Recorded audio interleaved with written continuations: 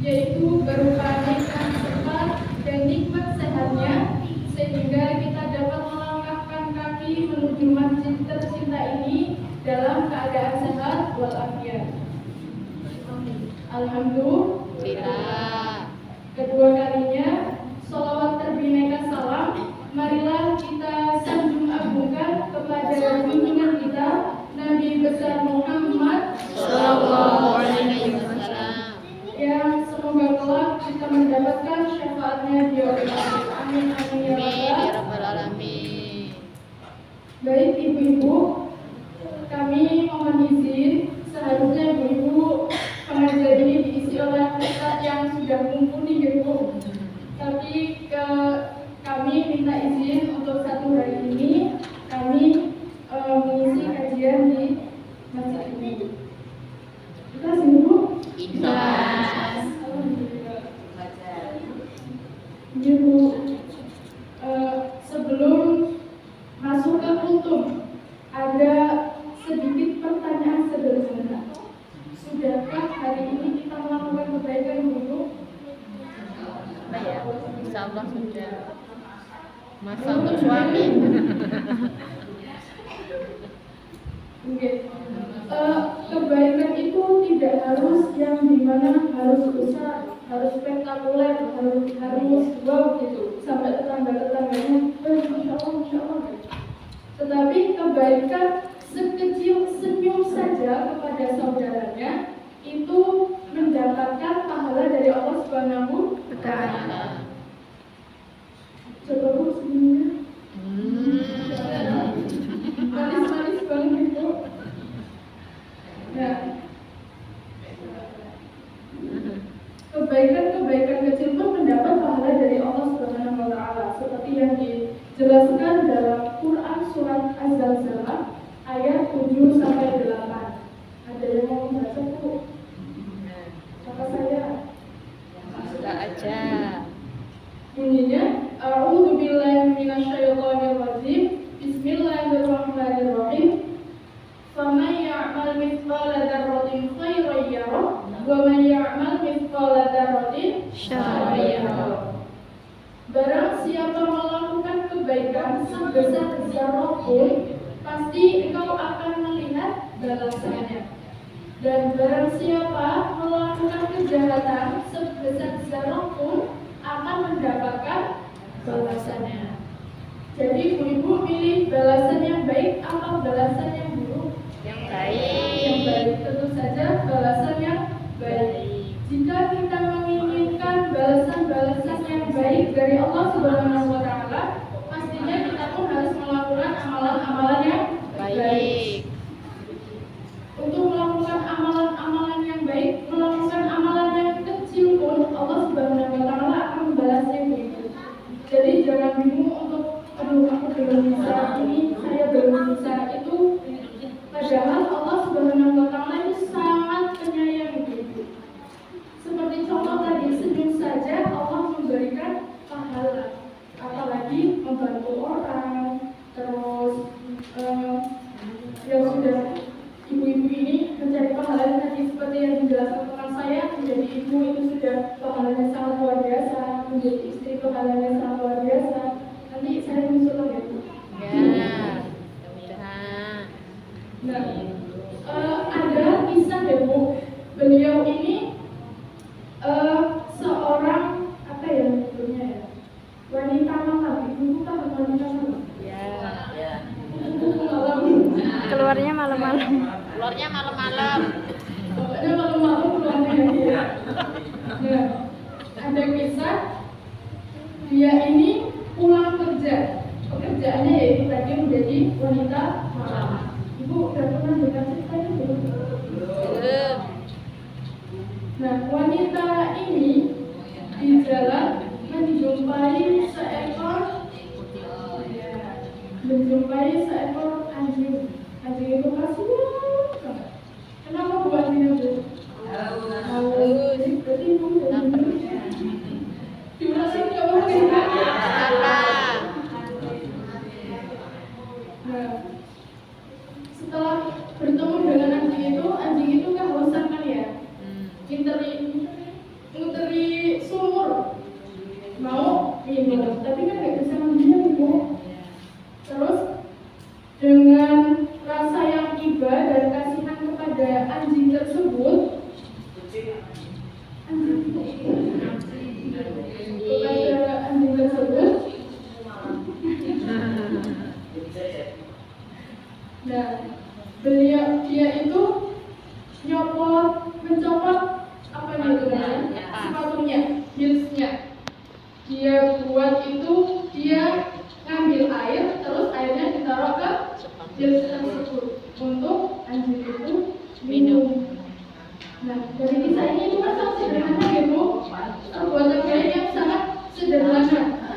memberi minum anjing yang sedang kehausan. Tapi apa yang Allah berikan kepada seorang wanita itu, Allah memberikan pahala yang sangat luar biasa, dan Allah mengampuni segala dosa-dosanya yang telah lalu, padahal dia adalah wanita.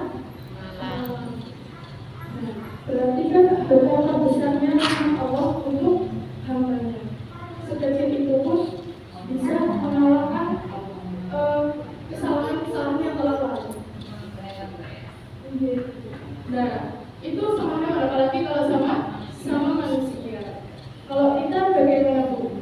Satu kebaikan menghilangkan 1000 kesalahan, apa 1000 kebaikan hilangkan satu kesalahan? Harusnya kita tidak melupakan kebaikan orang lain hanya karena satu kesalahan. Terus selanjutnya, kebaikan kecil selanjutnya yaitu senyum, seperti yang Ibu lakukan tadi. Misalnya nih Bu, ibu-ibu lagi di pasar, banyak penjual nih Bu. Ada penjual yang cetus banget sama pelanggannya. Mbak, ini harganya berapa? 5.000. Sama yang, Bu, ini harganya berapa? 5.000 aja Bu, murah. Ibu, milih yang pertama atau yang kedua? Berarti senyum, hal sederhana pun sangat berpengaruh kepada hal sekitar. Apalagi bagi penjual lingkungan, kalau cetus-cetus, ya nanti gak ada yang beli. Takut ya sama penjualnya. Nah, dalam hal senyum itu pun dijelaskan di hadis Rasulullah SAW, tabassumuka fi wajhi akhika sodako. Senyummu kepada saudaramu adalah sodako. Ibu udah berapa kali senyum ini? Bisa dihitung. Banyak kali senyum ya Bu. Jadi sedekahnya berbanyak kali. Alhamdulillah. Nah, jadi ibu-ibu jangan merasa kecil hati. Misalnya kalau saya belum bisa melakukan kebaikan-kebaikan yang besar seperti membantu saudara-saudara yang ada di Palestina, ibu membantu dengan doa pun itu sudah terhitung pahala. Kuncinya apa Bu? Niatnya karena Allah Subhanahu Wa Taala dan ikhlas, jangan karena ingin mendapat pujian dari orang-orang sekitar. Untuk selanjutnya ada kisah lagi dari Abdullah bin Amr, sahabatnya Rasulullah SAW, dengan laki-laki yang sederhana. Ibu udah dengar ceritanya dulu ini? Belum. Yang Abdullah sampai nginep 3 hari di rumahnya, belum dengar? Jadi setelah Rasulullah dan para sahabatnya ini selesai sholat jamaah, Rasulullah itu berkata, setelah ini akan datang laki-laki yang dijanjikan surga oleh Allah Subhanahu Wa Taala, yang akan mendapatkan surga dari Allah Subhanahu Wa Taala. Dan Abdullah bin Amr ini mendengar hal tersebut, lalu dia melihat seorang laki-laki yang sangat sederhana masuk masjid. Itu baru pertama kali Rasulullah berbicara seperti itu. Nah, Abdullah bin Amr itu merasa ya mungkin hanya kebetulan. Terus untuk kedua kalinya dan ketiga kalinya terjadi seperti itu lagi Bu. Nah, jadi Abdullah bin Amr ini karena haus akan ilmu dan suka menuntut ilmu, beliau sampai mencoba untuk menginap di rumahnya. Beliau langsung ngomong ke laki-laki tersebut, alasannya saya ada sedikit konflik dengan ayah saya, jadi saya keluar dari rumah. Saya izin untuk menginap di rumah kau. Nah, sama si laki-laki ini dijawab ibu-ibu, dipersilakan.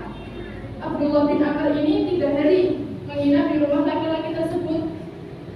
Tapi kok kayaknya ya kegiatannya ibadah-ibadah seperti biasa, ya sholat, ya bahkan ngaji pun jarang, sholat malam pun jarang, sholat duha pun jarang. Lalu ibadah apa yang membuat dia dijadikan surga sama Allah? Nah, karena udah 3 hari kan lama ya Bu. 3 hari minum tempat orang gak enak. Jadinya Abdullah bin Amr ini memberanikan diri untuk mengatakan yang sejujurnya. Abdullah bin Amr ini mengatakan bahwa sesungguhnya saya menginap di tempat engkau bukan karena sedang bertempat dengan ayahnya, tetapi beliau penasaran amalan apa yang engkau kerjakan sehingga engkau dijadikan surga oleh Allah Subhanahu wa Ta'ala. Kira-kira apa amalannya? Dia tahu? Jadi laki-laki tersebut menjawab, "Wahai Abdullah, sesungguhnya saya hanya melakukan amalan-amalan seperti yang Allah perintahkan. Yang saya sebutkan tadi betul, sholat, bahkan tapi sholat sunah-sunahnya pun jarang. Hanya saja saya sebelum tidur memaafkan orang-orang yang membenci saya, orang-orang yang menyakiti saya hari ini. Jadi setiap beliau mau tidur itu memaafkan orang-orang yang telah menyakiti hatinya dengan ikhlas karena Allah Subhanahu wa Ta'ala. Nah, kalau kita sebelum tidur ngapain Bu? Iya Ibu, dengan niat ikhlas seperti ya Allah, kita berzikir, kita bicara sama diri kita sendiri dan minta ampunan sama Allah. Contohnya, ya Allah, saya memaafkan orang-orang yang mungkin sengaja atau tidak sengaja menyakiti hati saya dalam hari ini atau hari-hari yang telah ikhlas karena Allah Subhanahu wa Ta'ala. Nah itu kan mau tidur, jadi gak ada yang tahu kan ya kalau saya beliau sama Allah Subhanahu wa Ta'ala. Itu sangat kecil Bu. Amalannya sangat kecil, memaafkan orang lain yang telah menyakiti hati kita. Tapi kalau di kehidupan nyata sekarang ya lumayan berat ya Bu. Lumayan berat, bahkan berat banget. Saya belum pernah menerapkan hal tersebut. Saya ikhlas memaafkan ini. Tapi kalau melihat wajahnya ya ingat lagi. Jadi lagi itu ya jangan hidup ya Bu. Biasanya sampai 3.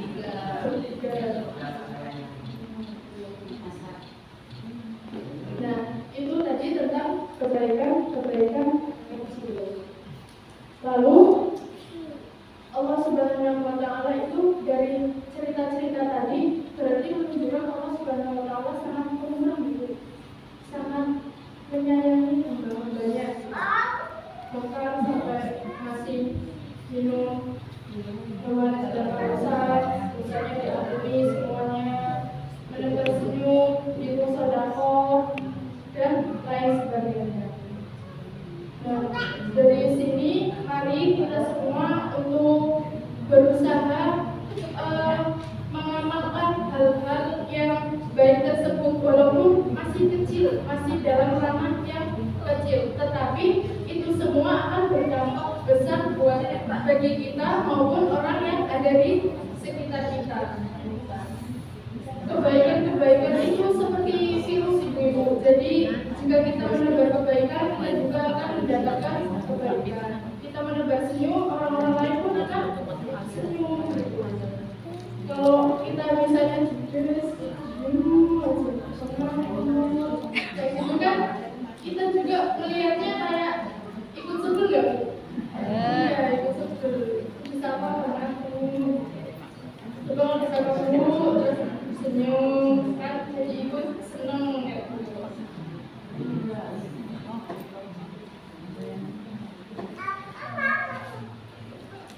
Selanjutnya untuk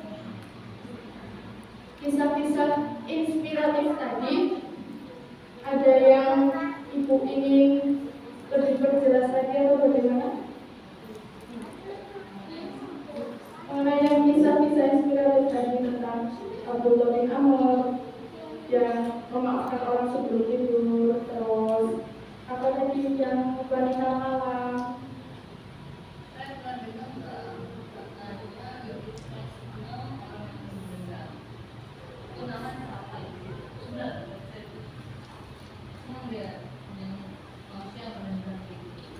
Jadi ini juga saya pernah dengar kisah tentang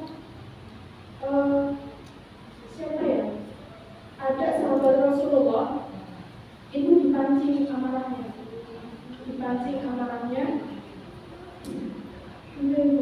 Dipancing amarahnya sama bisikan-bisikan setan.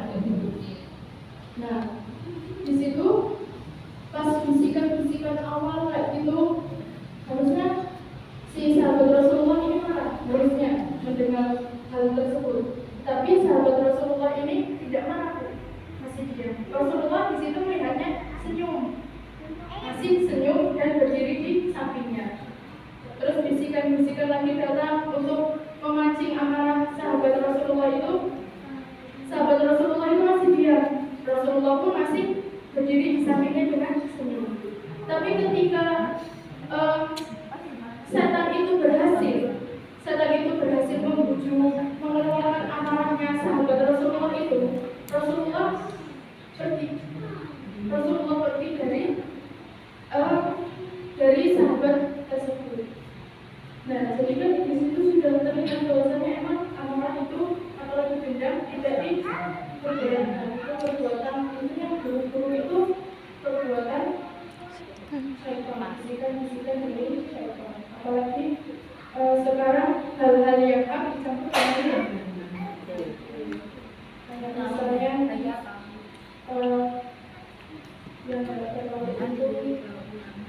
sekarang kalau di lingkup di remaja-remaja seperti saya itu, pacaran itu kan sudah sangat lumrah. Akhir zaman ini seperti kayak Islam itu asing, sangat asing. Bahkan orang-orang remaja seperti saya yang sholat 5 waktu itu kan kewajiban itu. Itu dianggap solehahnya, Masya Allah, sholat 5 waktu, ustazah, salat umi. Padahal itu adalah kewajiban seorang muslim. Dan misalnya ada anak-anak remaja-remaja seumuran saya juga nggak pacaran atau jarang keluar malam atau jarang main-main hura-hura, itu dianggapnya ketinggalan zaman. Iya, seperti itu. Padahal kan harusnya kita sebagai wanita menjaga diri kita sebaik mungkin, menghindarkan dari fitnah-fitnah di luar sana. Ya, sekarang ini hal-hal kecil, hal-hal besar dianggap udah kesalahan-kesalahan kecil, kesalahan-kesalahan besar dianggap rumah sekarang ini. Bahkan sekarang muncul tren-tren hijab yang penting rambutnya nggak kelihatan aja. Padahal harusnya jilbab itu menutupi dunia. Kalau sekarang trennya cuma menutupi rambut ya udah, insya Allah. Terus jilbabnya dililit-lilit masuk leher itu. Maka dari itu ibu-ibu, seperti yang dijelaskan oleh teman saya, bahwasanya saya sebagai anak di sini dan ibu sebagai ibu orang tua di sini, hendaknya ya kita sama-sama untuk bisa menjaga diri kita dan anak-anak kita, apalagi anak perempuan ibu. Susah deh mendidik anak perempuan, susah menjaga anak perempuan. Sudah beda nanti ditolak orang. Nah, jadi kita sama-sama, karena di akhir zaman ini Islam semakin asing di mata masyarakat, kita ya sebagai mana mestinya harus tetap berpegang teguh pada iman yang kokoh. Apalagi ibu-ibu ini banyak ibu yang punya anak perempuan. Nah itu pergaulan di luar sana memang sudah luar biasa.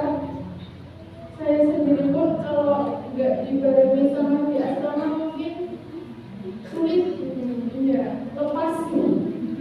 lepas dari rumah. Mungkin ibu-ibu itu saja yang dapat saya sampaikan. Mungkin kurang dan lebihnya saya mohon maaf, dan terima kasih kepada ibu atas izinnya untuk kita dapat mengisi kajian di masjid-masjid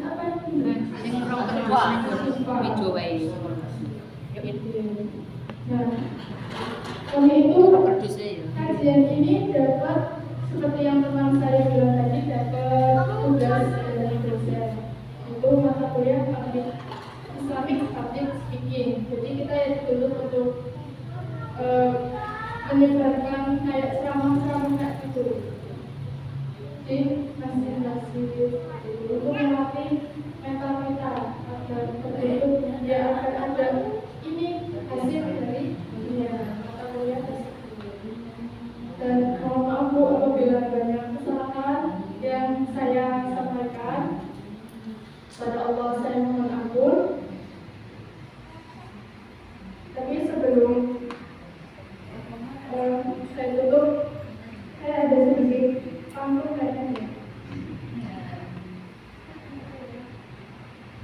Bu nanti mohon bantuannya cakap gitu Bu.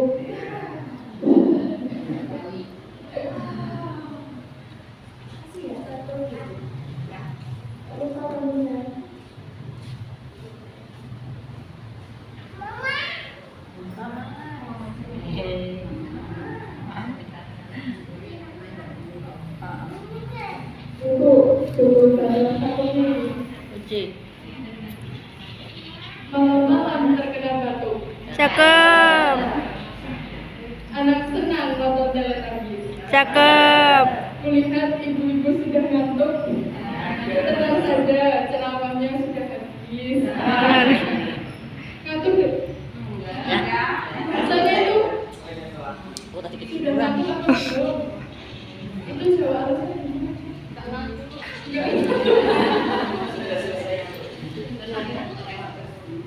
Sebenarnya saya itu pengen menggunakan bahasa ngomong.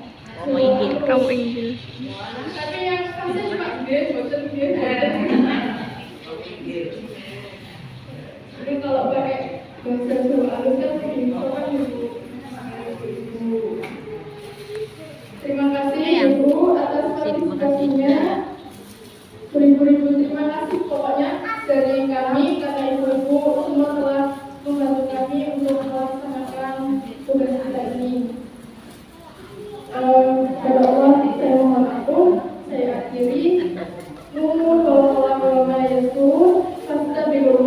Wassalamualaikum warahmatullahi wabarakatuh. Waalaikumsalam.